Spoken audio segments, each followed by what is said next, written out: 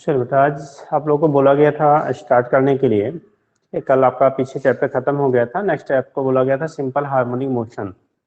बोला था बेटा आज आपको नया टॉपिक जो स्टार्ट होगा वो होगा सिंपल हार्मोनिक मोशन। ठीक है, ये बेटा आपका है सिंपल हार्मोनिक मोशन। ठीक, हिंदी में कहते हैं सरल आवर्त गति। हिंदी में जो लोगों ने पढ़ा होगा वो पढ़े होंगे बेटा सरल आवर्त गति। ठीक है, क्वेश्चन दो क्वेश्चन चैप्टर से आपको पूछे जाते हैं, एटलीस्ट एक तो रहता है। ठीक, तो थोड़ा सा प्रैक्टिकल भी है। ठीक, बाकी कॉन्सेप्चुअल भी है, ध्यान से समझेंगे आ जाएगा क्वेश्चन। जो बेटा इसमें एवरेज भी लेवल के बनते हैं, स्टैंडर्ड लेवल बनते हैं, थ्योरेटिकली भी क्या बनते हैं। तो हर टाइप के चैप्टर से आपके क्वेश्चंस बनाए जा सकते हैं। मतलब सभी टाइप के क्वेश्चंस इस यूनिट से आप क्या कर सकते हैं, बना सकते हैं। ठीक है, तो केस आपका है सिंपल हार्मोनिक मोशन का चैप्टर है आपका सिंपल हार्मोनिक मोशन। हिंदी में क्या था बेटा सरल आवर्त गति। सरल आवर्त गति। ठीक, तो देखो हम लोग मोशन जब यहाँ पे डिस्कस करेंगे इसके बेस पे बेटा, तो पहले हम लोग 3 कैटेगरी में बांट लेते हैं। जो हम लोग मोशन सिंपली यहाँ पे सिंपल हार्मोनिक मोशन, आपका ऑसिलेटरी मोशन आपने पढ़ा होगा, पीरियाडिक मोशन पढ़ा होगा। ठीक है, तो मोशन को इसको डिफरेंट डिफरेंट कैटेगरी में हम लोग बेटा डिस्कस कर लेते हैं, अलग अलग कैटेगरी बांट लेते हैं। ठीक, तो पहला हमारा जो आता है बेटा सिंपल हार्मोनिक मोशन, ये तो यूनिट हो गया। सिंपल हार्मोनिक मोशन का मतलब यहाँ पे जो हम लोग अभी डिस्क्राइब करेंगे, आगे बेटा डिस्कस किया जाएगा। तो बोला जाता है कोई भी ऑब्जेक्ट है, कोई भी ऑब्जेक्ट किसी पॉइंट के टू एंड थ्रो अपने मोशन को एक पर्टिकुलर टाइम इंटरवल के बाद रिपीट करता है, तो मोशन को हम लोग कह लेते हैं बेटा SHM सिंपल हार्मोनिक मोशन। मतलब किसी मेन पोजीशन के टू एंड फ्रो मतलब इधर उधर।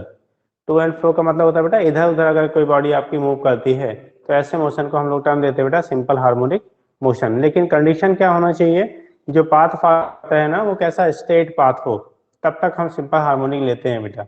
ठीक है, तब तक हम लोग उसको as a simple harmonic motion consider करते हैं। ठीक है, अगर वो सर्कुलर पाथ पे या कर्व्ड पाथ पे करता है तो उस केस पे उससे हम सिंपल हार्मोनिक स्पेशली डिस्कस नहीं कहा जाता है। ठीक, तब या तो हम लोग ऑसिलेटरी कहेंगे या पीरियोडिक कहेंगे, वो डिपेंड करेगा कैसा वो मोशन कर रहा है। ठीक, तो इसके बेस में हम लोग जो क्या डिवाइड कर लेते हैं 3 पार्ट में।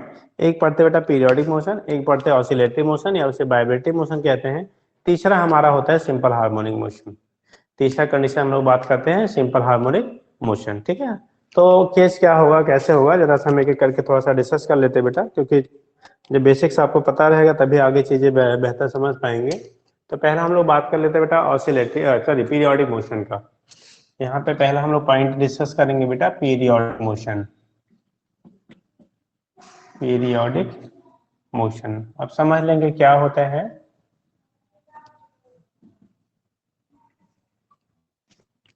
देखो पीरियोडिक मोशन का मतलब क्या होता है, अगर किसी भी ऑब्जेक्ट है बेटा, कोई भी ऑब्जेक्ट है, उसकी जो क्या हो रही है पाथ है, जो आपका क्या कोई भी अगर ऑब्जेक्ट है किसी पर्टिकुलर पाथ पे एक फिक्स टाइम इंटरवल के बाद अगर अपने पाथ को बार बार वो रिपीट करता है, किसी का मोशन बेटा इस तरह से हो कि एक फिक्स टाइम यानी निश्चित के बाद वो अपने पाथ को क्या करे रिपीट करे। केवल यहाँ एक ही काम कंडीशन हम लोग करते हैं कि वो अपने पाथ को रिपीट करना चाहिए फिक्स टाइम इंटरवल के बाद। तो ऐसे मोशन को टर्म देते बेटा पीरियोडिक मोशन। ऐसे मोशन को हम लोग नाम क्या देते हैं पीरियोडिक मोशन। तो बोलते हैं periodic motion are those motions. ठीक है, पीरियोडिक मोशन ऐसा मोशन होता है बेटा, periodic motion are those motions, ठीक है, in which object repeat their path after a certain time interval. ठीक है, या after a fix time interval, एक निश्चित समय के बाद अगर ऑब्जेक्ट जो भी है वो अपने पाथ को क्या करता है रिपीट करता है, तो ऐसे मोशन को हम लोग टर्म देते हैं बेटा कौन सा पीरियोडिक मोशन कहेंगे। कैसा पाथ फॉलो कर रहा है, पाथ से में यहाँ कोई मतलब नहीं बेटा, पाथ उसका कैसा फॉलो होगा क्या होगा उससे आपको कोई भी मतलब नहीं। केवल केवल आपको यहाँ पे एक ही पॉइंट हमें कंसीडर करना होता है कि जो भी ऑब्जेक्ट है जो मोशन आपका कर रहा है वो एक फिक्स टाइम इंटरवल के बाद अपने पाथ को क्या करना चाहिए रिपीट करना चाहिए।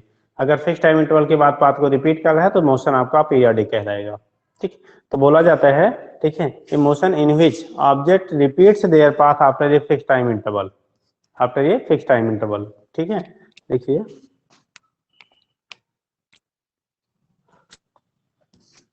if object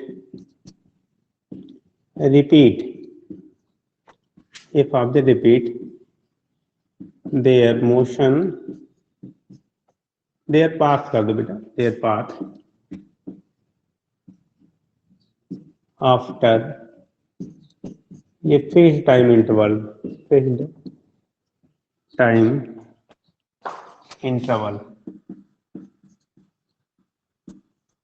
fix time interval, then motion of object, then such type of motion कर लो बेटा, then such type of motion is called periodic motion, periodic motion. इस टाइप का जो भी मोशन होगा बेटा उसे हम लोग टर्म देते हैं पीरियोडिक मोशन कहते हैं।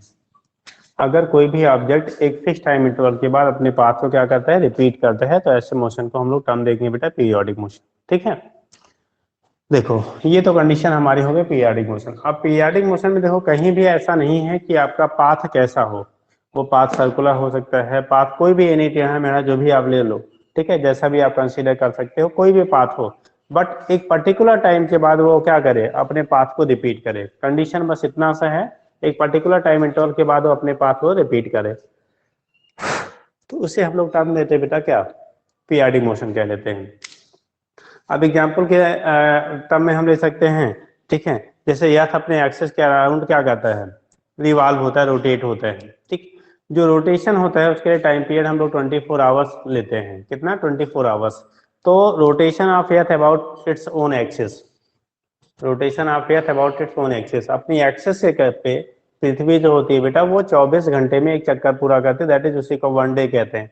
वन डे का मतलब होता है बेटा डे एंड नाइट बोथ मिला के होता है। वन डे मतलब क्यों, ओनली डे नहीं होता 12 घंटा, ठीक है, वो डे और नाइट कम का क्या दोनों को कंसीडर करते हैं, 24 आवर्स को वन डे हम लोग कहते हैं। ठीक है, ऐसा मत करना डे टाइम जो होता है वही खाली वन डे में कंसीडर होता है। ठीक, तो डे नाइट दोनों कंबाइन करके हम लोग वन डे बोलते हैं। तो एक दिन में पृथ्वी अपने एक्सेस पे पूरा एक साइकिल कंप्लीट करती है, इसीलिए आपका क्या होता है, ठीक है, उसी में डे होता है। जब सन की साइड में होगा तो डे होगा, जो सन के अपोजिट साइड होगा या उसका पार्ट वो क्या होगा, उधर नाइट होगा। ठीक है, तो ये केस आपका होता है, यहाँ से हम रिप्रेजेंट कर लेते हैं बेटा। दूसरा होता है, अगर हम मोशन की बात करते हैं, मून, मून जो होता है बेटा, ठीक है, वो भी क्या करता है, अर्थ के अराउंड आपका क्या करता है, ठीक है, एक साइकिल कंप्लीट करता है। मून अर्थ के अराउंड क्या करता है, देखो अर्थ कंडीशन मोशन कैसी होती है, अभी प्लैनेटरी मोशन आप पढ़ेंगे तो वहां बताया जाएगा। ठीक है, कि उस केस में जो होता है प्लैनेट यानी सन के सराउंडिंग हमारा अर्थ रिवॉल्व होता है, ठीक है, और अर्थ अपने एक्सिस पे भी रिवॉल्व होता है। साथ में अर्थ के सराउंडिंग क्या होता है, आपका मून रिवॉल्व होता है। ठीक, तो जो अर्थ होता है वो अपने एक्सिस पे एक साइकिल 24 आवर्स में कंप्लीट करता है, जबकि जो मून होता है वो एक साइकिल अर्थ के अराउंड, ठीक है, 27.3 डेज में कंप्लीट करता है। कितने में, 27.3 डेज में वो कंप्लीट करता है।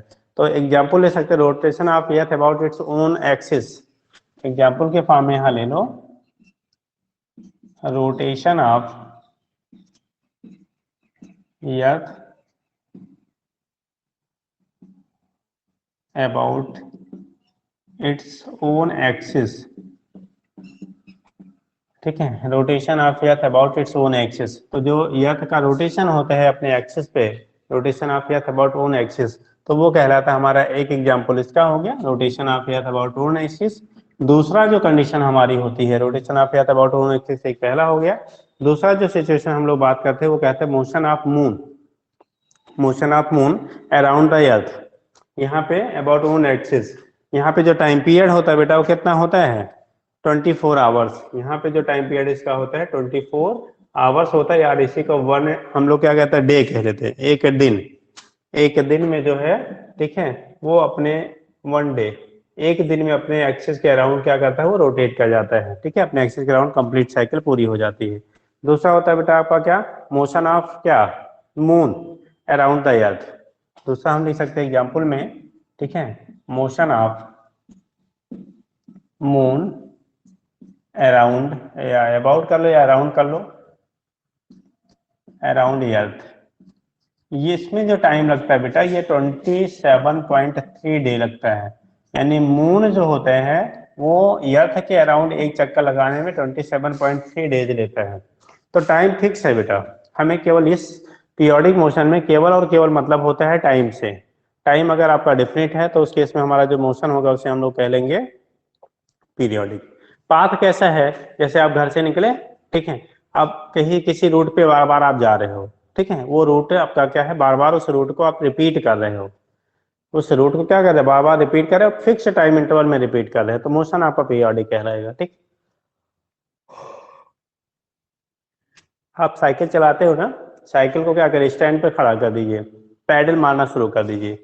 अब अगर एक इस पर्टिकुलर स्पीड से आपका क्या हो रहा है, साइकिल की पहिया जो है, रिम जो है वो रोटेट हो रही है, एक साइकिल, वो हर एक साइकिल में टाइम इंटरवल सेम सेम है, तो उसका भी मोशन हमें पीरियोडिक कह लेंगे बेटा। मतलब पीरियोडिक होने का मतलब बाकी से कोई मतलब नहीं, केवल वहां पे टाइम पीरियड फिक्स होना चाहिए, पाथ वो सेम फॉलो करे, पाथ क्या करे, सेम फॉलो करे, सेम पाथ को सेम टाइम इंटरवल में अगर कंप्लीट कर रहा है बार बार, तो वो आपका पीरियोडिक हो जाएगा। ठीक है, जैसे सुई होती है, घड़ी आप पहनते हैं, तो घड़ी का काफी कुछ खत्म हो गया सिस्टम ही, जब से मोबाइलें वगैरह आ गई, फिर भी अभी लोग पहनते हैं कुछ।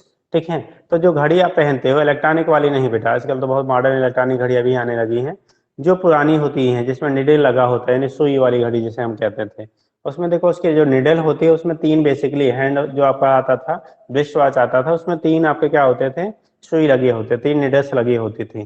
ठीक है, एक सबसे लंबी वाली नीडल घंटे की होती है बेटा कि सेकेंड की, बहुत लोगों को तो ये भी नहीं पता होगा आज के जमाने में बेटा, सबसे बड़ी वाली जो नीडल लंबी वाली होती है वो सेकेंड की होती है, उससे छोटी जो होती है बेटा वो मिनट की होती है, सबसे छोटी जो होती है वो घंटे की होती है। आजकल मॉडर्न जमाने में कुछ ऐसी घड़ियां आती खाली घंटे की नीडल रहती है, वहां पे मिनट मिनट का कोई रोल है नहीं, सेकंड तो छोड़ दो यार। ठीक है, तो वो क्या करता है, एक्यूरेसी को घटाता है बेटा, मतलब आपका अगर ऐसी घड़ी आप यूज करते हो दैट मीन्स आप अपने टाइम के लिए एक्यूरेट नहीं है। ठीक है, आप एक्यूरेट टाइम पे आप अपना कोई वर्क नहीं करते हैं। ठीक, तो ये चीजें आपकी होती है, यहाँ से हम दिखा लेते हैं बेटा क्या हुआ कैसे होगा। तो फिलहाल ये सारे एग्जाम्पल हमारे मोशन के हो जाएंगे, कौन से, पीरियोडिक के। ठीक, तो अब ऐसे पीरियोडिक में कोई भी चीज है अगर एक फिक्स टाइम इंटरवल के बाद चाहे ऐसे चल रहा हो, चाहे ऐसे मोशन कर रहा हो, चाहे ऐसे कर रहा हो, ये सारे एग्जाम्पल अगर टाइम पीरियड इनका फिक्स है बेटा, टाइम पीरियड अगर टी की वैल्यू कांस्टेंट है, अगर टाइम पीरियड की वैल्यू कांस्टेंट है, तो ये सारे मोशन जो होंगे वो हमारे एग्जाम्पल हो जाएंगे किसके, पीरियोडिक मोशन के, चाहे वो सर्कुलर पाथ हो, सेमी सर्कुलर पाथ पे आपका टू एंड फ्रो मोशन हो, स्ट्रेट पाथ पे टू एंड फ्रो मोशन, सारे एग्जांपल हमारे क्या पीरियोडिक, अगर टाइम की वैल्यू हमारी कांस्टेंट है, सेम टाइम इंटरवल के बाद एक साइकिल कंप्लीट करता है तो। ठीक, दूसरा हम लोग बात करेंगे, सेकंड बात करते हैं बेटा, ये समझ गया ना, पाथ कैसा भी हो, पाथ से हमें मतलब यहाँ पे नहीं था। ठीक, फिलहाल अभी हम इसको इरेज कर लेते हैं क्योंकि स्पेस पे प्रॉब्लम आएगी। नेक्स्ट हम बात करते हैं बेटा दूसरा, ठीक है, ऑसिलेटरी मोशन का। नेक्स्ट पार्ट बात करते हैं हम लोग ऑसिलेटरी मोशन का। ऑसिलेटरी मोशन को ही वाइब्रेटरी मोशन भी कहते हैं बेटा, oscillatory motion is also known as vibratory motion. ठीक, तो देखो नेक्स्ट आपका पॉइंट बनता है oscillatory motion.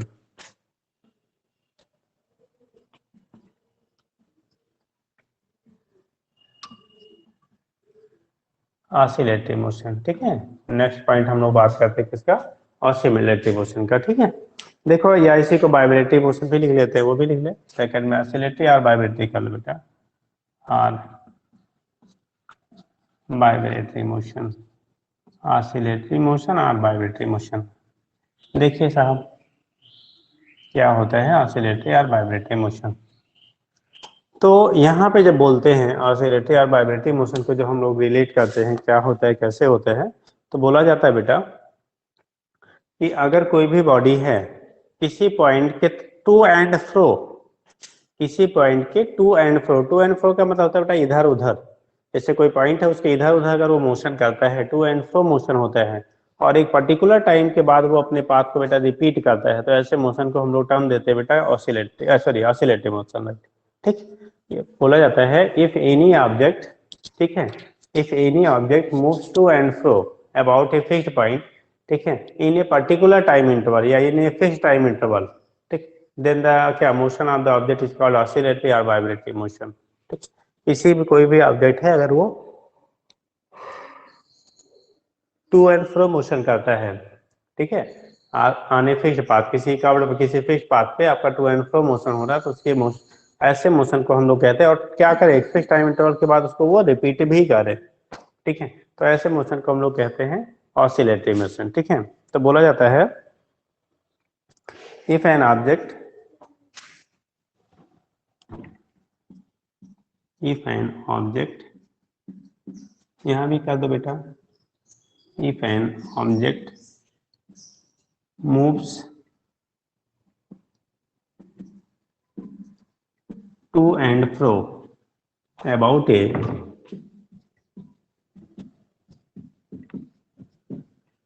fixed point and repeats fixed point and repeats their path after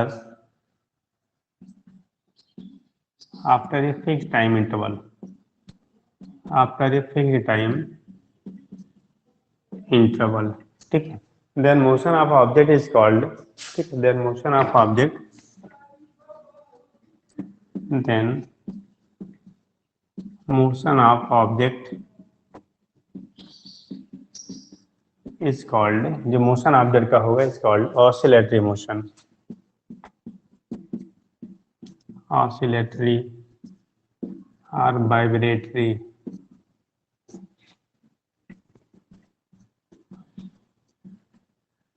इसी को हम लोग बेटा कहते हैं ऑसिलेटरी मोशन या वाइब्रेटरी मोशन कहते हैं, ठीक है। तो ये तो कंडीशन आपका हो गया, यहाँ से दिखा देते हैं क्या होगा, ठीक है। अब यहाँ पे क्या कंडीशन होता है, कैसे, जैसे किसी स्प्रिंग से, किसी एग्जाम्पल अगर हम ले लें बेटा, कोई भी स्प्रिंग है ना, स्प्रिंग से अगर किसी ऑब्जेक्ट को ऐसे हैंग कर दो, टांग दो, लटका दो, ठीक। तो लटकाने के बाद देखो एक उतने वेट की वजह से कुछ उस स्प्रिंग में, जैसे जो ओरिजिनल स्प्रिंग की लेंथ होगी, अगर उससे कोई भी ऑब्जेक्ट अगर आप हैंग करते हैं, दैट मीन्स लटका देते हैं, तो उस केस में उस ऑब्जेक्ट की वेट की वजह से स्प्रिंग में थोड़ा सा लेंथ में उसका इलांगेशन होता है, लेकिन उस इलांगेशन के बाद वो फिक्स्ड हो जाता है, वहां पे आके एक कंडीशन पे वो क्या करेगा, रुक जाएगा। अब अगेन मतलब जब वो इक्विलिब्रियम अटेन कर चुका हो, फिक्स्ड यानी कि उसकी लेंथ में जो भी इलांगेशन हो रहा हो वेट की वजह से वो ऑलरेडी हो चुका हो, उसके बाद अगर उस ऑब्जेक्ट को चाहे आप पुल कर दीजिए चाहे पुश कर दीजिए, मतलब चाहे खींच दीजिए चाहे उसको दबा दीजिए स्प्रिंग को, ठीक। उसके बाद आप फ्री कर दीजिए, जब फ्री कर देते हैं, छोड़ देते हैं, तो वो स्प्रिंग अप एंड डाउन, एक बार नीचे आएगा, एक बार ऊपर, नीचे ऊपर नीचे ऊपर, इस तरह से अप एंड डाउन उसमें मोशन होने लगता है। इस तरह से बेटा उसमें हमारा अप एंड डाउन क्या होने लगता है, मोशन होने लगता है। तो ये जो अप एंड डाउन मोशन आपका हो रहा है, जो हमारा अप एंड डाउन क्या हो रहा है बेटा, मोशन हो रहा है, क्योंकि एक फिक्स पॉइंट की इधर उधर मोशन आपका हो रहा है, तो इसीलिए ऐसे मोशन को हम लोग कह लेते हैं बेटा क्या, ऑसिलेटरी मोशन। ये भी एग्जाम्पल आपका हो गया ऑसिलेटरी मोशन का, ठीक। दूसरा होता है अगर आपका, ठीक है, कोई भी ऑब्जेक्ट है, कोई भी अगर ऑब्जेक्ट है, ठीक, उस केस में किसी स्ट्रिंग से आप बांध दो, धागे से बांध के लटका दो, उसके बाद दूर ले जाके छोड़ दो, तो ये पूरा मोशन जो होगा ये टोटल, ये हमारा एग्जाम्पल होगा बेटा ऑसिलेटरी मोशन का, टू एंड फ्रो मोशन करेगा। इन केसेज में हम हमेशा ध्यान रखते हैं बेटा कि आपका जो फ्रिक्शन होता है, वो चाहे एयर फ्रिक्शन हो, चाहे फिर क्या उस ऑब्जेक्ट जहां से हैंग किया गया है उनके में लगने वाला फ्रिक्शन फोर्स हो, इन सारे को हम लोग इग्नोर कर देते हैं, निग्लेक्ट कर दिया जाता है, तभी ऐसा पॉसिबल होता है बेटा। ये ऐसा तभी पॉसिबल होता है जब फ्रिक्शन हमारा काम करता है ना, वो इस पे बेटा निग्लेक्टेड होता है। फ्रिक्शन की जो वैल्यू होती है वो हमारी कैसी होती है, निग्लेक्टेड होती है, फ्रिक्शन उसमें नहीं होता है, तब के लिए ये अप्लीकेबल होगा, उस कंडीशन के लिए हमारा क्या होगा, अप्लीकेबल होगा, क्या होगा कैसे होगा वहां से हम रिप्रेजेंट करते हैं बेटा, ठीक है।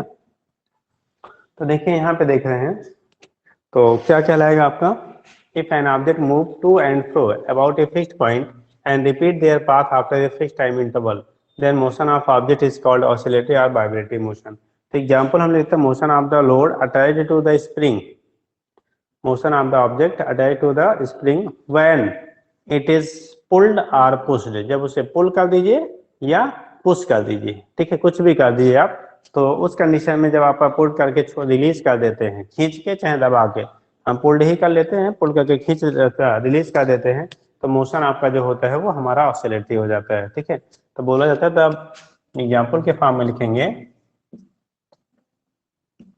ठीक है, किसका मोशन हम लोग बात कर रहे हैं, ठीक है, the motion of a load या ऑब्जेक्ट जो भी ले लो, ठीक है, attached to a spring, the motion of a load, load मतलब कोई बॉडी है वेटेड, लोड अटैच्ड टू ये स्प्रिंग, अटैच टू ये स्प्रिंग, अगर स्प्रिंग से उसे क्या कर दिया गया, अटैच कर दिया, अटैच टू ये स्प्रिंग, ठीक है। When it is pulled and then free, when it is pulled,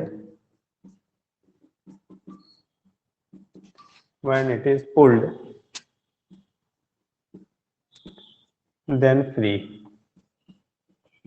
पहले उसे खींच दीजिए उसके बाद फ्री कर दीजिए, ठीक। तो जो मोशन आपका हो रहा है वो हमारा कहलाएगा किसका, कैसा, ठीक है, ऑसिलेटरी मोशन का एग्जांपल हो जाएगा। उस कंडीशन में जो मोशन आपका हो रहा है वो हमारा कहलाएगा बेटा ऑसिलेटरी मोशन, ठीक है। तो जैसे नोन एज ऑसिलेटरी मोशन, तो इसी को हम लोग टर्म देते हैं बेटा ऑसिलेटरी मोशन कह लेते हैं, ठीक। इतना समझ गए, तो ये पॉइंट आपका। चलो बेटा, तो फिलहाल हम लोग यहाँ तक लिए क्या ऑसिलेटरी मोशन कहेगी, ठीक है, ऑसिलेटरी मोशन का एग्जांपल हो गया। दूसरी कंडीशन हम लोग अगर कह सकते हैं बेटा, कोई लिक्विड है किसी ट्यूब के कंटेनर में भर दीजिए, ठीक, और उसमें किसी एक साइड को कंप्रेस कर दीजिए लाइक दिस। देखो सपोज दैट ये यू ट्यूब है बेटा, आपकी मोबाइल का यूट्यूब नहीं है बेटा, ये यू शेप का ट्यूब है। आजकल बच्चे पहले मोबाइल का यूट्यूब समझते हैं, पढ़ाई वाला भले ना समझे, ठीक है। तो उस कंडीशन में यहाँ पे मान लो यू शेप का ट्यूब है, इसमें आपने लिक्विड को फिल कर दिया। जब लिक्विड फिल करेंगे बेटा तो दोनों लिम्ब में, लिम्ब मतलब ये दोनों जो आर्म्स इसके हैं, दोनों में लिक्विड सेम लेवल पे लाई करेगा। और यहाँ जो लिक्विड भरा जाता है बेटा नॉन विस्कस नॉन कंप्रेसिबल होता है, ध्यान रखेंगे, ठीक है। जो लिक्विड इसमें फिल करते हैं हम लोग non viscous and non compressible होता है। ये इसकी विस्कोसिटी भी हमारे जीरो होती है, कंप्रेसिबिलिटी भी हमारी जीरो होती है, ठीक है। विस्कस अभी हम लोग पीछे चैप्टर में विस्कोसिटी पढ़ा है, ठीक।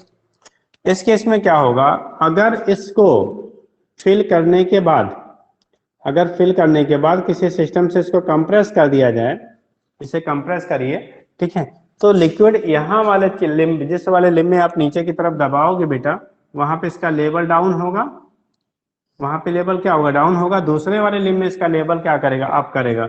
मान लो ये डाउन हो रहा है और ये वाला हमारा क्या कर रहा है, राइज कर रहा है। इस वाले लिम्ब में आपका राइज किया, इधर वाले लिम्ब में आपका डाउन हुआ।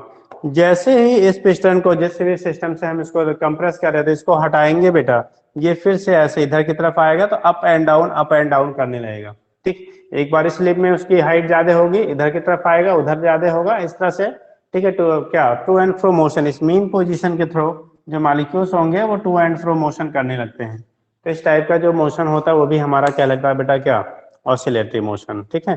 तो बोला जाता है मोशन ऑफ लिक्विड फील्ड, ठीक है, लिक्विड या field in a U tube container when it is, क्या किया जाए बेटा, कंप्रेस्ड है, ठीक है। वंस, अगर किसी भी साइड में उससे हमें क्या करते हैं बेटा, कंप्रेस करते हैं और उसके बाद फ्री कर दिया जाए। कंप्रेस करने के बाद क्या कर दिया जाए, ठीक है, उसको फ्री कर दिया जाए। वो लेफ्ट यानी अप एंड डाउन मोशन का, एक लिम्ब में इधर की तरफ दबेगा, उधर ऊपर होगा, उधर आएगा तो इधर अपर होगा, ठीक है। तो ये भी एग्जाम्पल जो होता है आपका ऑसिलेटरी का मोशन का होता है, ठीक।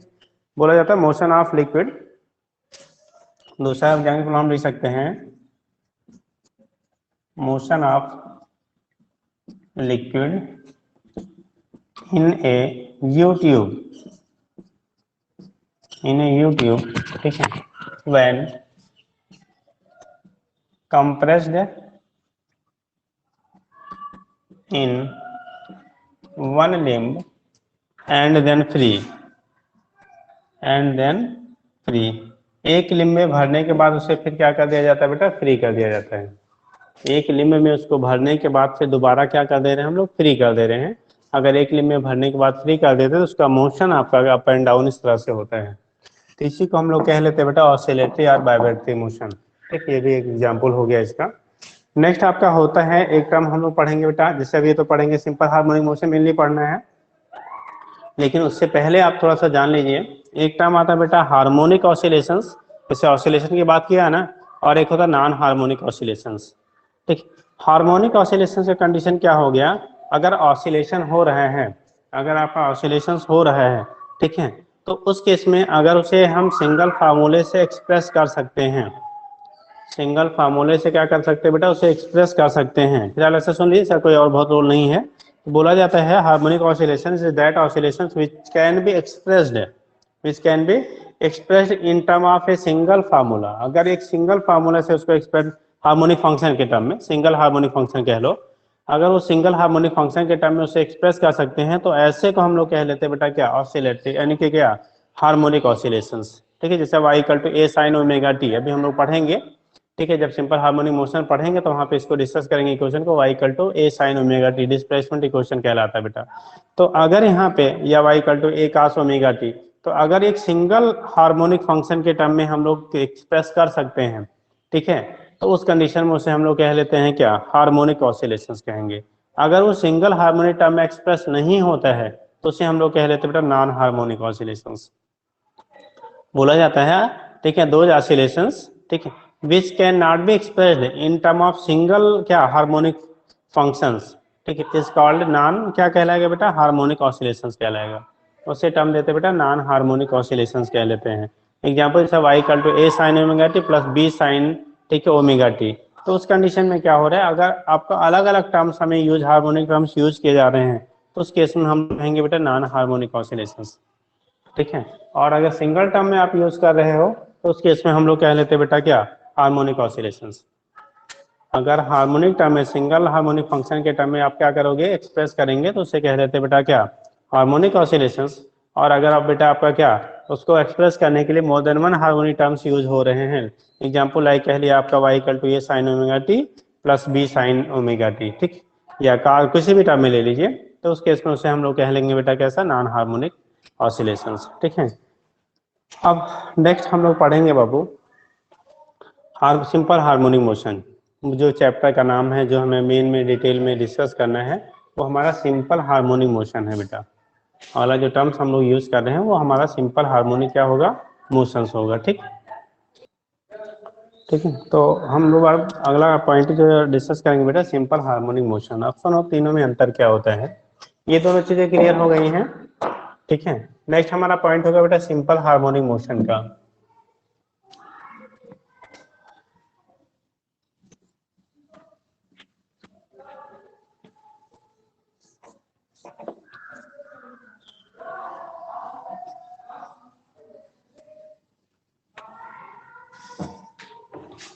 सिंपल हार्मोनिक मोशन क्या होता है, इसको हम लोग देखेंगे बेटा। ठीक है, तो देखो सिंपल हार्मोनिक मोशन, नेक्स्ट आपका पॉइंट है सिंपल, SIMPLE, हार्मोनिक मोशन। ठीक, तो ये कंडीशन हो गया सिंपल हार्मोनिक मोशन। अब यहाँ पे कैसे हम लोग डिस्टिंग्विश करेंगे बेटा, ठीक है, कि अभी जैसे हम लोग ऑसिलेटिंग मोशन कह लिया, ठीक, एक आपने क्या पीरियोडिक मोशन कह लिया, नेक्स्ट पॉइंट आपका हो रहा है सिंपल हार्मोनिक मोशन।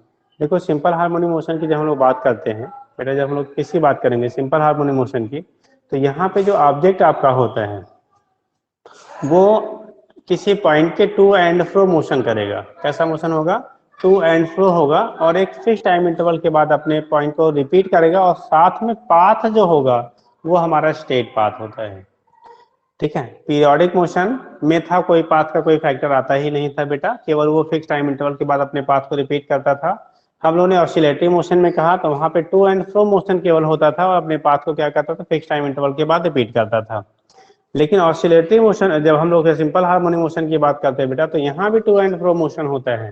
ठीक है, लेकिन आपका जो पाथ होता है ना, वहां पे कर्व्ड पाथ है कि स्ट्रेट लाइन पाथ है, ऐसा कोई फैक्टर नहीं था।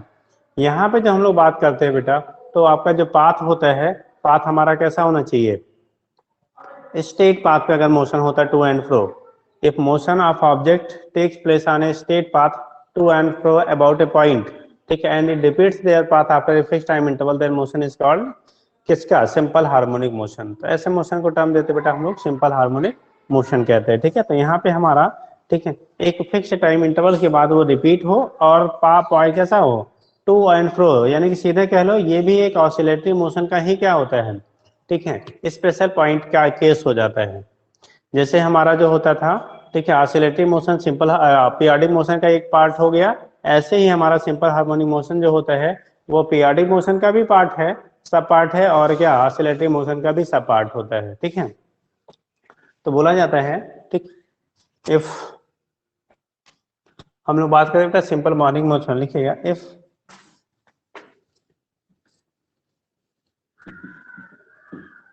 Motion of object takes place to and fro, to and fro, ठीक है। Motion of object takes place to and fro about a point,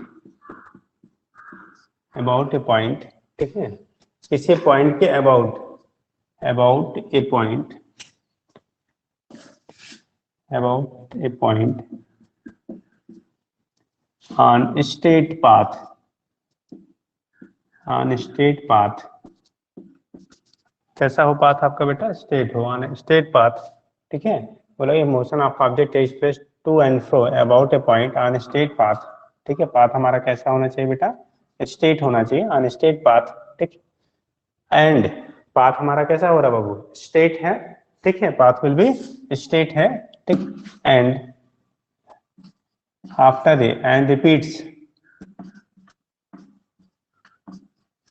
repeats their path after fixed time interval, after fixed time interval, ठीक है। After fix time interval, अगर fix time interval के बाद वो अपने path को बार बार बेटा क्या करता है, रिपीट करता है। अगर फिक्स टाइम इंटरवल के बाद पाथ को रिपीट कर रहा है तो ऐसे मोशन को हम लोग कह लेंगे बेटा सिंपल हार्मोनिक मोशन, ठीक है। This is known as simple harmonic motion, ठीक। अब यहाँ पे कंडीशन क्या हो रहा है, यहाँ पे जो सिचुएशन हमारा बना सिंपल हार्मोनिक मोशन के लिए, पाथ कैसा होना चाहिए, स्टेट, पाथ कैसा होना चाहिए, स्टेट होना चाहिए। और टू एंड फ्रो मोशन हो, मोशन भी ऐसा नहीं कि सीधा चलते गए आप, एक पॉइंट के इधर उधर मोशन आपका हो, टू एंड फ्रो मोशन हो। और दूसरी कंडीशन आपकी होनी चाहिए, ठीक है, कि जो टाइम पीरियड हो आपका वो फिक्स्ड हो, मतलब फिक्स टाइम इंटरवल के बाद अपने पाथ को क्या कर रहा हो, रिपीट कर रहा हो। तो ऐसे मोशन को हम लोगों ने कह दिया बेटा simple harmonic motion, like this. देखो ये मान लो पॉइंट है, टू एंड फ्रो मोशन हो रहा है, एक फिक्स टाइम इंटरवल के बाद अगर ये रिपीट कर रहा है अपने पाथ को, तो ऐसे मोशन को सिंपल हार्मोनिक मोशन कह दिया, ठीक है। ये मेन पोजीशन हो गया। यहाँ से मैक्सिमम जो डिस्प्लेसमेंट होता है उसी को हम लोग एम्पलीट्यूड कह लेते हैं बेटा। इसी को क्या कह लेते हैं आप लोग, मेन पोजीशन से जो maximum display amplitude, total time अगर हमारा क्या है, टी टाइम के बाद अगर वो रिपीट करता है पाथ को, तो उस कंडीशन में हमारा हो जाएगा वो सिंपल हार्मोनिक मोशन, ठीक। तो ये तो केस आपका होगा, क्या होगा, कैसे होगा, यहाँ से हम लोग रिप्रेजेंट कर लेते हैं। अब देखो यहाँ पे जो रिपीटिशन का फैक्टर होता है, जो भी मोशन होता है अगर वो रिपीट कर रहा है, ठीक है, तो उसके लिए फैक्टर होगा जो उसके अपनी मेन पोजीशन पे ले आता है बेटा। तो ऑसिलेटरी मोशन के लिए भी हम वही बात करते हैं, और क्या सिंपल हार्मोनिक मोशन के लिए भी करते हैं, ठीक है। हम मेन पोजीशन से उस बॉडी को डिस्प्लेस करते हैं। अगर किसी बॉडी को आप मेन पोजीशन के रिस्पेक्ट में डिस्प्लेस करते हैं बेटा, ठीक है, तो उस कंडीशन पे जब बॉडी को आप मेन पोजीशन के अबाउट आप डिस्प्लेस करेंगे, ठीक है, तो जो ऑब्जेक्ट आपका होता है, जो ऑब्जेक्ट होता है उस ऑब्जेक्ट पे एक रिस्टोरिंग फोर्स काम करता है, ठीक है, जिसे हिंदी में प्रत्यानयन बल शायद कहते हैं, हाँ वही बोलते हैं प्रत्यानयन बल, रिस्टोरिंग फोर्स बेटा। उस रिस्टोरिंग फोर्स की वजह से ऑब्जेक्ट जो होता है वो अपनी फिर से मेन पोजीशन की तरफ क्या करता है, शिफ्ट करता है, ठीक है। और जब वो मेन पोजीशन पे पहुंचता है तो उस पर लगने वाला रिस्टोरिंग फोर्स की वैल्यू 0 हो जाती है। फिर वो अपोजिट डायरेक्शन में मूव करेगा, फिर रिस्टोरिंग फोर्स की वैल्यू जैसे जैसे दूर जाएगा उससे बढ़ता जाएगा, उसका हमेशा डायरेक्शन मेन पोजीशन की तरफ होता है। जो रिस्टोरिंग फोर्स डेवलप होता है ऑब्जेक्ट पे बेटा, बॉडी पे, उसकी हमेशा जो डायरेक्शन होता है वो कहाँ पे होता है, टुवर्ड्स मेन पोजीशन होता है, ठीक। जैसे एग्जांपल ले लीजिए, सभी ने एटलीस्ट सिंपल पेंडुलम के बारे में थोड़ी बहुत इंफॉर्मेशन तो सबको होगी, ठीक है। सिंपल पेंडुलम के बारे में आपको, ठीक है, इंफॉर्मेशन होगा। तो जो सिंपल पेंडुलम होता है अगर उसे मेन पोजीशन से आप डिस्प्लेस करते हो तो जैसे दूर ले जाएंगे ना, तो वेट का एक कंपोनेंट बेटा उसे मेन पोजीशन की तरफ लाने का काम करता है। उसी को जो मेन पोजीशन की तरफ लाने का काम करता है बेटा, ठीक है, उसी फोर्स को हम लोग रिस्टोरिंग फोर्स कहते हैं। जिस फोर्स की वजह से ऑब्जेक्ट फ्री करने के बाद फिर अपनी मेन पोजीशन की तरफ आएगा, उसी को रिस्टोरिंग फोर्स कहेंगे। जैसे स्प्रिंग है, स्प्रिंग जो कंडीशन है वो हमारा ऑसिलेटरी मोशन का भी एग्जांपल होता है, ठीक है। पीरियोडिक मोशन का भी आप कह सकते हो, स्प्रिंग से कोई हैंग कर दिया, और सिंपल हार्मोनिक मोशन का भी एग्जांपल होता है। तो अगर किसी स्प्रिंग से किसी ऑब्जेक्ट को आपने हैंग कर दिया, लटका दिया, किसी स्प्रिंग से अगर किसी ऑब्जेक्ट को आपने क्या कर दिया, सस्पेंड कर दिया, लटका दिया, ठीक है, तो उस केस में लटकने के बाद जब आप उसे लटकाएंगे तो उसकी लेंथ में इलांगेशन होता है, उसकी लेंथ में क्या होगा, आपका इलांगेशन होता है। जब लेंथ में आपका इलांगेशन हो रहा है, लंबाई में उसकी वृद्धि हो रही है, ठीक है, तो उस केस में अगर आपको उसको वेट की वजह से जो हुआ, अगेन अगर उसे आप स्ट्रेच करके छोड़ देते हैं तो देखो अप एंड डाउन मोशन, अभी पीछे बताया था, अप एंड डाउन मोशन का आप करने लगता है। तो ये जो अप एंड डाउन मोशन या कह लो टू एंड फ्रो मोशन आपका हो रहा है, ठीक है, वो भी हमारा क्या होता है, सिंपल हार्मोनिक मोशन का एग्जाम्पल होता है, ठीक है। तो उस केस में भी हम जब फ्री करते हैं बेटा ऑब्जेक्ट को, यानी पुल करके, स्प्रिंग को पुल करके जब उसको फ्री किया जाता है, छोड़ा जाता है, फ्री करके जब उसे क्या करते हैं हम लोग, छोड़ देते हैं, तो उस कंडीशन में वो अपनी मीन पोजीशन की तरफ जाना चाहता है। उसी जिस फोर्स की वजह से अपनी वो मीन पोजीशन की तरफ मूव करना चाहता है बेटा, उसी को हम लोग नाम दे रहे हैं क्या, restoring force. This is named as restoring force. इसी का नाम होता है बेटा वो आपका रीस्टोरिंग फोर्स कहते हैं। उसी फोर्स को हम लोग नाम क्या देते हैं, रीस्टोरिंग फोर्स कह लेते हैं। तो इसके बेस पे आपका रिप्रेजेंटेशन हो जाता है, जो फोर्स आपका उस पर अप्लाई होता है, डेवलप होता है, उसे आप नाम देते हो रीस्टोरिंग फोर्स। क्लियर है। तो ये कंडीशन आपका होता है, क्या होगा कैसे होगा वहां से हम दिखा देते हैं, ठीक है। उसके बेस पे आपका रिप्रेजेंटेशन हो जाता है, ठीक है। रीस्टोरिंग फोर्स क्या होगा, कौन से फोर्स से लगेंगे, कैसे लगेंगे, वहां से आप रिप्रेजेंट कर लेते हो। क्लियर है। चलिए, तो ये तो कहानी हमारी हो गई फोर्सेस की, कैसे होंगे क्या होंगे, ठीक है, कौन सा कब लगेगा। अब यहाँ पे केस क्या होता है, जो रीस्टोरिंग फोर्स होते हैं वो डायरेक्टली प्रोपोर्शनल होता है displacement of the particle from mean position, ठीक। तो यहाँ पे हम लेते हैं एक पॉइंट ऐसे लिख लेते हैं, ये तो समझ गया ना भैया, रीस्टोरिंग फोर्स एक टर्म लेते हैं, रीस्टोरिंग फोर्स बोला जाता है व्हेन, रीस्टोरिंग फोर्स में बोलेंगे बेटा, ठीक है, when particle is displaced from its mean position, when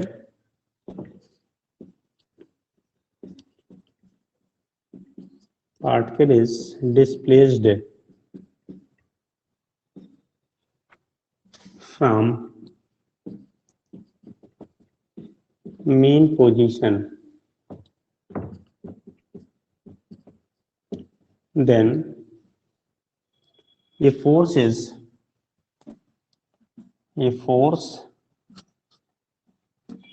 is developed on the particle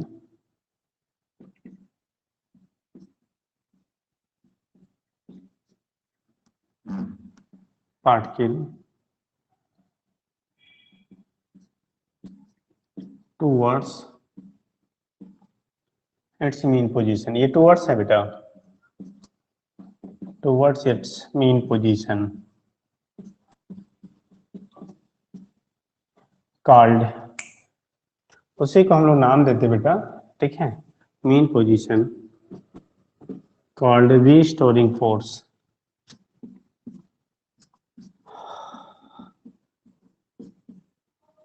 इसी को नाम देते बाबू रीस्टोरिंग फोर्स हम लोग कह देते हैं, ठीक है।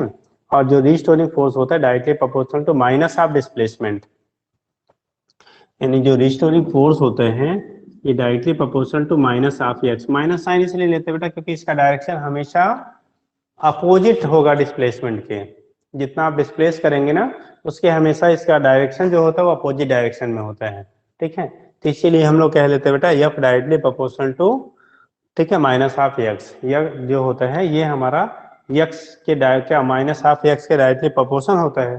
और जब भी प्रोपोर्शनलिटी सिंबल हटाते बेटा तो एक हमारा कांस्टेंट आएगा, ठीक है, तो वो उससे हम दिखा देते हैं के से, अगर यहाँ पे एफ इक्वल टू माइनस के इंटू एक्स, ठीक, एफ इक्वल टू क्या हो गया बेटा माइनस के इंटू एक्स के बराबर हो जाता है।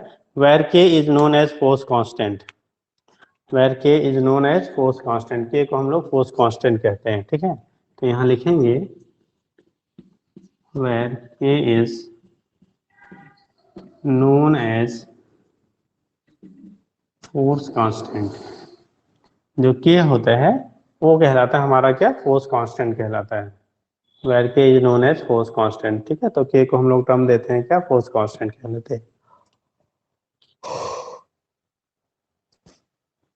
और इसकी जो यूनिट होती है, अगर ऐसा यूनिट हम लोग लेते हैं फोर्स कांस्टेंट का k का, तो एफ बाई एक्स हो जाएगा, ठीक। तो एफ हो गया न्यूटन और क्या एक्स हो गया मीटर। तो अगर हम यूनिट ऑफ के लेते हैं, ऐसा यूनिट ऑफ के, SI यूनिट ऑफ के का SI यूनिट जो होता है वो न्यूटन पर मीटर हो जाएगा बेटा, न्यूटन पर क्या होता है, मीटर होता है। ठीक है, तो SI यूनिट जो होता है फोर्स कांस्टेंट का, उसे हम लोग नाम देते हैं बेटा न्यूटन पर मीटर। ठीक, तो न्यूटन पर मीटर जो हो गया फोर्स कांस्टेंट की SI यूनिट होती है, तो SI unit of force constant will be Newton पर क्या हो जाएगा, मीटर हो जाता है। ठीक है, तो यहाँ से आपने दिखा दिया क्या होता है, उसके बेस पर रिप्रेजेंट कर लेते हैं। और डायमेंशन अगर आप लेते हो तो न्यूटन का होता है mLT के पावर -2 अपान L कट जाएगा, तो डायमेंशन जब लिखेंगे के, डायमेंशन ऑफ के ये होगा mt के पावर -2। अगर फोर्स कांस्टेंट का डायमेंशन हम लोग लेते बेटा तो mt के पावर क्या हो जाएगा, माइनस किसके, 2 के बराबर हो जाता है। ठीक है, क्योंकि फोर्स का mlt के पावर -2 होता है, तो यहाँ पे आप डिवाइड करेंगे तो mt के पावर -2 हो जाता है। ठीक, अब यहाँ पे जो अपने यहाँ एक्सप्लेन थोड़ा सा कुछ पॉइंट्स और हम लोग एक्सप्लेन करेंगे। पहले देखो बेटा, जब भी हमारा कोई भी पीरियोडिक मोशन हो रहे हैं, ठीक, तो उसमें कुछ टर्म्स आते हैं, लिखने वाला वही नहीं है, आप ऐसे समझ लो। एक आता है बेटा एम्पलीट्यूड, एक आता है बेटा फ्रीक्वेंसी, एक आता है हमारा टाइम पीरियड, एक होता है, ठीक है, आप उसे एंगुलर फ्रीक्वेंसी कह लो, या तो सीधे आप फ्रीक्वेंसी जब पढ़ेंगे तो एंगुलर फ्रीक्वेंसी अंडरस्टूड हो जाएगा। तो देखो हम लोग टर्म क्या दे रहे हैं बेटा, एम्पलीट्यूड, और एक आएगा डिस्प्लेसमेंट। देखो एम्पलीट्यूड और डिस्प्लेसमेंट में थोड़ा सा अंतर होता है, एम्पलीट्यूड और डिस्प्लेसमेंट में हमारा डिफरेंसेस होती हैं, क्या होती है हम यहाँ पे आपको समझा देते हैं, सुनो। जैसे देखो मान लिया ये हम SHM की बात करते हैं, एक पार्टिकल है वो मीन पोजीशन के टू एंड फ्रो मोशन कर रहा है। ठीक, तो ये हमारा इसका मीन पोजीशन हो गया। यहाँ से बेटा जब ये चलेगा, मान लो हमारा पहले साइड में राइट गया, यहाँ तक गया, इस पॉइंट से फिर वो रिटर्न आएगा, ये हम दूसरे कलर से बना लेते हैं बेटा, गया इस पॉइंट से, यहाँ से गया इधर की तरफ और फिर लौट के आया ये इधर की तरफ। जब लौट के आया फिर वो क्या करेगा, यही रुकेगा नहीं बेटा, अभी से ये इधर की तरफ जाएगा, यहाँ जब पहुंचेगा उसके बाद फिर यहाँ नहीं रुकेगा, फिर जाके ये लौट के वहीं पे फिर वापस आ जाएगा। ये टोटल यहाँ से चला था, ये मेन पोजीशन कहलाता है, इसी को हम लोग क्या कहते हैं, मेन पोजीशन कहते हैं। ये हमारा जो पॉइंट है इसी को नाम दे रहे हैं हम लोग, कौन सा पोजीशन बेटा, मेन पोजीशन कह रहे हैं। ठीक है, this is known as mean position. अब देखिए क्या हो रहा है, ठीक,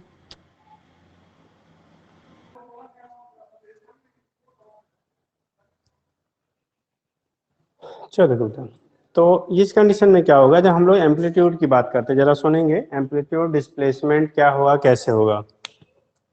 ये मेन पोजीशन है बेटा, ये क्या है आपका, मेन पोजीशन है। जो मेन पोजीशन होता है, ठीक है, उससे जो मैक्सिमम डिस्टेंस होता है जहां तक ऑब्जेक्ट आपकी मूव करेगी, मेन पोजीशन से जो मैक्सिमम डिस्टेंस है यहाँ से यहाँ तक का, इसे टर्म देते हैं बेटा एम्पलीट्यूड। अब कैपिटल ए से दिखा दो, स्मॉल ए से दिखा दो, जिससे भी आप रिप्रेजेंट कर रहे हैं, उसी को हम लोग टर्म देते हैं बेटा एम्पलीट्यूड कह लेते हैं। क्या कहेंगे, this is termed as amplitude. तो मेन पोजीशन से जो मैक्सिमम डिस्टेंस है इसे हम नाम देते हैं बेटा एम्पलीट्यूड कहते हैं। मेन पोजीशन से जो मैक्सिमम डिस्टेंस है उसे नाम क्या देंगे आप, एम्पलीट्यूड कहेंगे। ठीक, दूसरा केस, यहां से यहां तक जा रहा है, फिर लौट के बेटा इस पोजीशन पे आ रहा है, फिर रिटर्न बैक किधर आ रहा है, फिर यहां से यहां दोबारा पहुंच रहा है, वो चलता है उसी पाथ पे, बट हम आपको समझाने के लिए 4 पार्ट में करने के लिए आपको बता दिया। ये टोटल जो टाइम टेकन होगा उसे हम लोग टाइम पीरियड कहेंगे बेटा।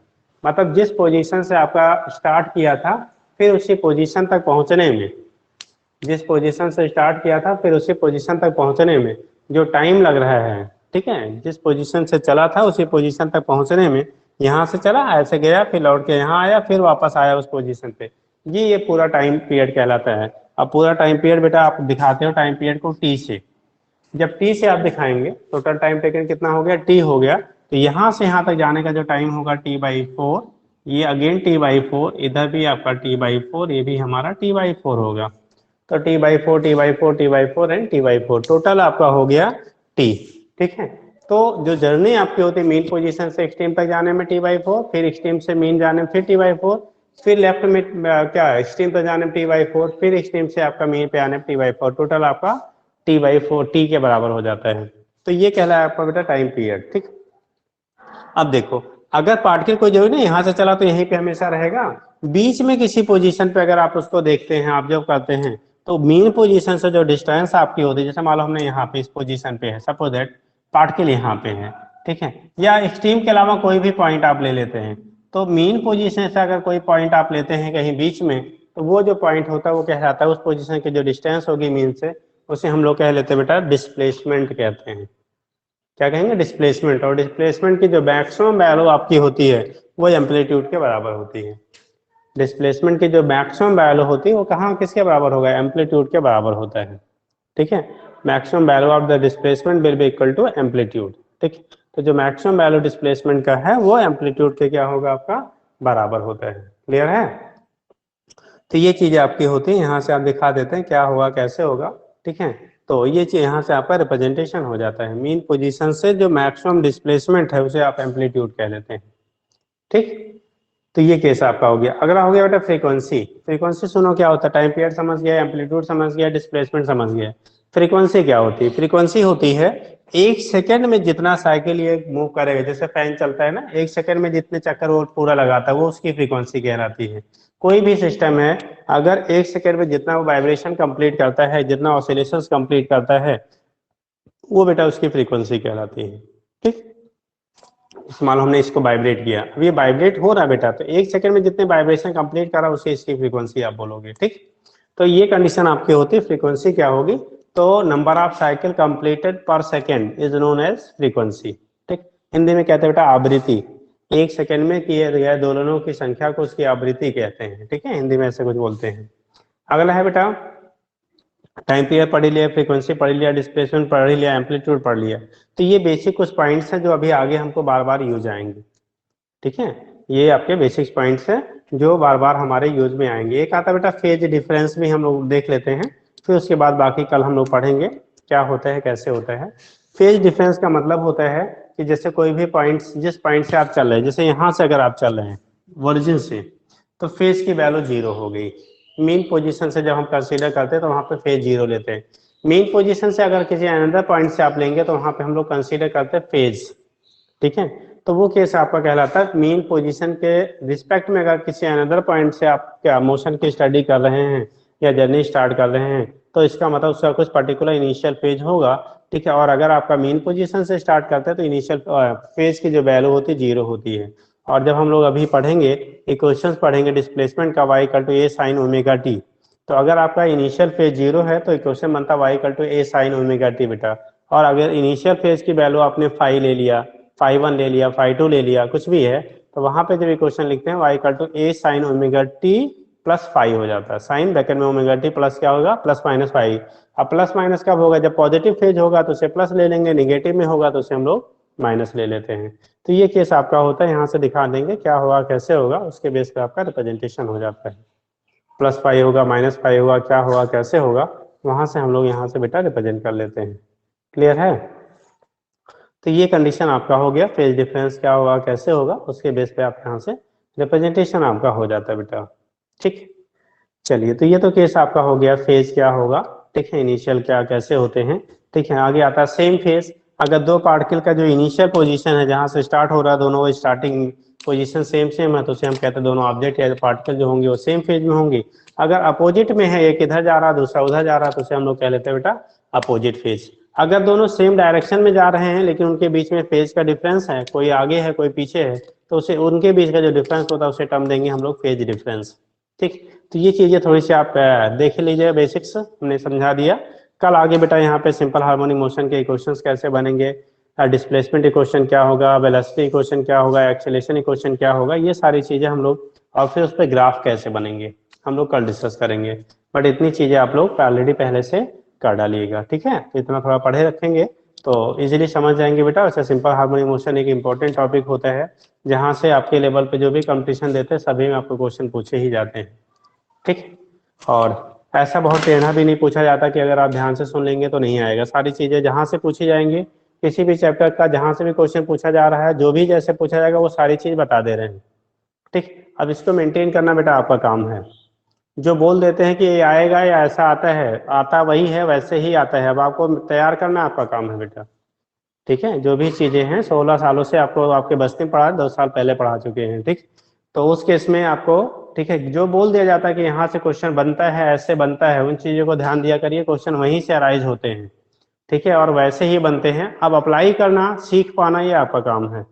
ठीक, अब आप सीखते हो, ध्यान देते हो, नहीं देते हो, ये आपका काम है बेटा। ठीक, बाकी जो भी चीज़ें जैसी पूछी जाती हैं, कैसे पूछी जाएंगी, क्या पूछी जाएंगी, वो करते समय आपको, पढ़ाते समय आपको बता देते हैं। बाकी चूंकि बेसिक्स भी बताना पड़ रहा है क्योंकि आप हमारे सामने नहीं हो, इसलिए सबका लेवल पता नहीं है। कोई हो सकता है पढ़ने बहुत अच्छा हो, कोई एवरेज में हो, कोई बिलो एवरेज हो, तो इसलिए हमें बेसिक लेके चलना पड़ रहा है, नहीं तब तक तो क्या खत्म कर दिए होते। ठीक है, अगर समझाना ही है तब तक खत्म हो गया होता। ठीक, बट अब कंडीशन आप लोग कौन कैसे हो, किस लेवल के हो, कितना पढ़े हो, कितना नहीं पढ़े हो, पता नहीं, नोन नहीं है। ठीक है, इसीलिए सारी चीज़ों को आपको यहाँ पे एक्सप्लेन करना पड़ता है। बट जो चीज़ें पूछी जाती है आपको कंपटीशन, वो आपको इंडिकेट कर दी जाती है कि क्वेश्चन वहीं से बनना है, ऐसे ही बनना है। अब उसको मेंटेन रखना बेटा आपका काम है। ठीक, चलिए इतना कर डालिएगा, बाकी कल करते हैं। ठीक है, ओके बेटा।